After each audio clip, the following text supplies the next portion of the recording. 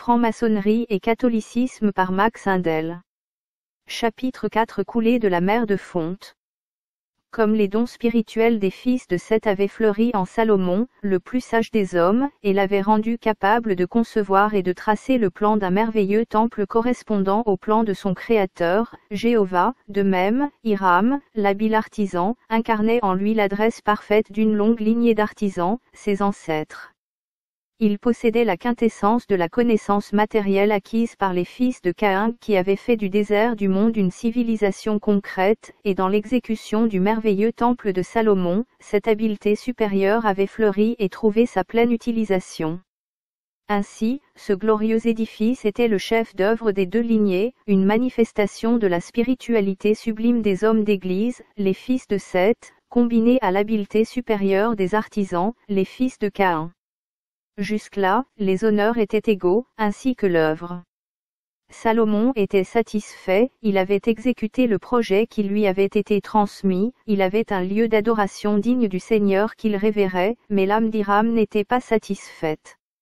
Armé de l'art des âges passés, il avait construit un admirable chef-d'œuvre d'architecture. Mais le plan n'en était pas de lui, il n'avait été que l'outil de l'invisible architecte, Jéhovah, travaillant à travers son intermédiaire Salomon. Cela lui restait sur le cœur, car il était aussi nécessaire pour lui de créer que de respirer. À l'époque reculée où Caïn et Abel se trouvèrent sur terre pour la première fois, Abel se contentait de prendre soin de ses troupeaux, créés par Jéhovah comme lui-même et ses parents Adam et Ève, mais Caïn, descendant semi-divin de l'esprit Lucifer Samaël, et d'Ève créature de Jéhovah, brûlait, sous le pouvoir d'un feu divin, d'accomplir des efforts originaux, il travaillait le sol et faisait pousser 2 brins d'herbe là où il n'en poussait qu'un, en lui, l'instinct créateur devait trouver son expression. Hiram, en qui s'étaient concentrées toutes les aptitudes de Caïn, était également imprégné de l'esprit de Samaël, avec une intensité extrême, il était plein du désir dominateur d'ajouter au temple quelque chose qui éclipserait tout le reste de la construction en beauté et en importance. Du travail de son esprit était née l'idée de la mer de fonte, et il entreprit de réaliser ce grand idéal, quoique la terre et le ciel fussent suffoqués devant l'audace de ce projet. La Bible donne peu de renseignements sur la mer de fonte. Au chapitre 4 du 2e livre des Chroniques, nous apprenons qu'Hiram fit une cuve immense, disposée sur 12 bouffes dont les têtes se trouvaient à la périphérie du bassin circulaire et les croupes vers le centre. Elle n'était destinée qu'à l'usage des prêtres. On y ajoute beaucoup de détails de nature à confondre le lecteur, mais les points indiqués ci-dessus prouvent l'importance remarquable de cet objet, comme nous le voyons en étudiant le récit maçonnique et en le comparant avec les paroles voilées de la Bible. La légende maçonnique dit ce qui suit. Quand Hiram eut presque achevé le temple, il se mit à fondre les différents vases exigés pour le service, conformément aux esquisses faites par Salomon en sa qualité d'agent de Jéhovah.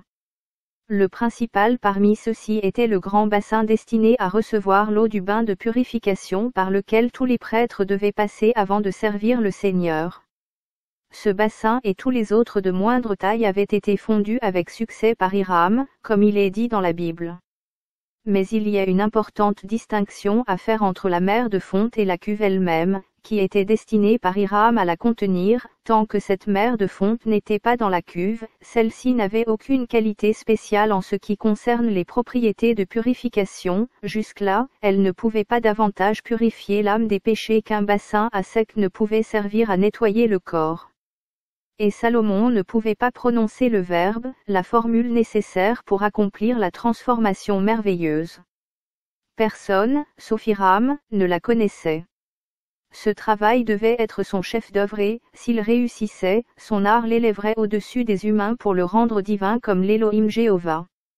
Dans le jardin d'Éden, son divin ancêtre Samaël avait donné à sa mère Ève l'assurance qu'elle pouvait devenir comme les Élohim si elle mangeait le fruit de l'arbre de la connaissance. Pendant des siècles, ses ancêtres avaient travaillé dans le monde. Grâce à l'habileté accumulée des fils de Caïn, un édifice avait été bâti où Jéhovah se cachait derrière le voile et communiquait seulement avec ses prêtres de choix, les fils de Seth. Les fils de Caïn avaient été expulsés du temple qu'ils venaient de construire, de même que Caïn, leur ancêtre, avait été banni du jardin qu'il avait cultivé. Hiram considérait cela comme un outrage et une injustice, aussi s'appliqua-t-il à préparer les moyens par lesquels les fils de Caïn pourraient déchirer le voile et ouvrir à quiconque veut la voie vers Dieu. Dans ce but, il envoya à travers le monde des messagers chargés de rassembler tous les métaux avec lesquels les fils de Caïn avaient travaillé. Avec son marteau, il les pulvérisa et les plaça sur un feu ardent pour extraire alchimiquement, de chaque particule, la quintessence de connaissances acquises au cours des expériences faites sur eux. Ainsi, la quintessence de ces divers vils métaux devait former un sublimé spirituel de connaissance d'une puissance incomparable, plus précieux que toute chose terrestre. Étant d'une pureté poussée à son extrême limite, ce produit n'aurait aucune couleur, mais ressemblerait à une mer de verre. Quiconque s'y laverait serait doué d'une éternelle jeunesse. Aucun philosophe n'aurait pu se comparer à Hiram en sagesse, car cette connaissance de la pierre blanche l'aurait même rendu capable de lever le voile des mondes invisibles et d'atteindre les hiérarchies surhumaines qui agissent dans le monde avec une puissance inconnue des masses. Les traditions maçonniques nous disent que les préparatifs d'Hiram étaient si parfaits que le succès était assuré, si la trahison ne s'en était mêlée. Les ouvriers incompétents qui n'avaient pu recevoir d'Hiram les degrés d'initiation plus élevés conspirèrent pour verser de l'eau dans la cuve destinée à recevoir la mer de fonte, car ils savaient que le fils du feu n'était pas au courant de la manipulation de l'élément aqueux et ne pourrait pas le combiner avec son merveilleux alliage. Ainsi, en faisant échouer le plan caressé par Hiram et en ruinant son chef-d'œuvre, il visait à se venger du maître. Salomon avait été averti secrètement de ce complot criminel, mais sa jalousie au sujet de la reine de Saba lia sa langue et arrêta son bras, car il espérait que si le plan ambitieux d'Hiram échouait, l'affection de la reine se détournerait de son rival humilié, vers lui-même. Il ferma donc les oreilles et les yeux au complot et aux conspirateurs. Lorsqu'Hiram, en toute confiance, ouvrit les bondes, le feu liquide s'élança et rencontra l'eau, et il y eut un grondement qui semblait ébranler le ciel et la terre, tandis que les éléments bouillonnaient et se combattaient. Chacun, sauf Hiram, se cacha la face à ce terrible accident. Alors, du centre du feu déchaîné, il entendit l'appel de Tubal-Caïn l'invitant à sauter dans la mer de fonte. Plein de confiance dans son ancêtre qui avait marché avant lui sur le sentier du feu, Hiram obéit et plongea sans crainte dans les flammes. Descendant à travers le fond désintégré de la cuve, il fut alors conduit avec succès, à travers les 9 couches pareilles à des voûtes, au centre de la terre. Là il se trouva en présence de Caïn, le fondateur de sa famille, qui lui donna des instructions sur le mélange de l'eau et du feu et qui lui remit, avec un nouveau marteau et un nouveau verbe, le moyen de parvenir à ce résultat. Caïn regarda dans l'avenir et articula une prophétie qui s'est en partie réalisée, ce qui en reste encore est en cours de réalisation jour après jour et finira sûrement par aboutir en temps voulu.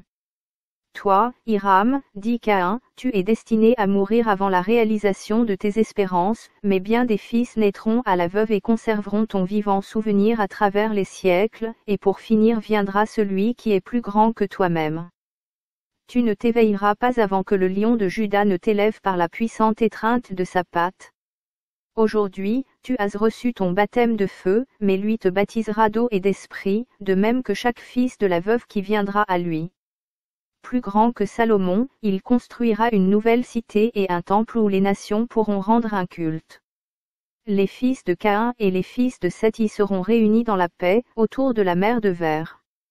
Et comme Melchizedek, roi de Salem, Salem veut dire paix, et prêtre de Dieu, a béni Abraham, le père des nations, quand l'humanité était encore dans l'enfance, ainsi cette nouvelle lumière combinera en elle le double office de roi et de prêtre selon l'ordre de Melchizedek. Elle jugera les nations avec la loi d'amour, et à celui qui vaincra, il sera donné une pierre blanche avec un nom qui tiendra lieu de passeport pour entrer au temple, où il rencontrera le roi face à face. Hiram fut reconduit à la surface de la terre, et tandis qu'il marchait pour s'éloigner du théâtre de son ambition détruite, les conspirateurs se jetèrent sur lui et le blessèrent mortellement, mais avant d'expirer, il cacha le marteau et le disque sur lequel il avait écrit le verbe. Ils n'ont été découverts que bien des siècles plus tard, quand Hiram, le fils de la veuve, revint dans le monde sous le nom de Lazare et devint l'ami et le disciple du lion de Juda qui le ressuscita d'entre les morts par l'initiation. Quand le marteau fut retrouvé, il avait la forme d'une croix, et le disque était devenu une rose. C'est ainsi qu'Hiram prit place parmi les immortels sous le nom nouveau et symbolique de Christian Rosenkreuz. Il fonda l'ordre des constructeurs du temple qui porte son nom. Dans cet ordre, les âmes pleines d'aspiration sont toujours encore instruites de la manière de fondre les vils métaux pour en faire la pierre blanche. Apocalypse 2, 17. La symbologie de ce qui précède sera expliquée plus loin.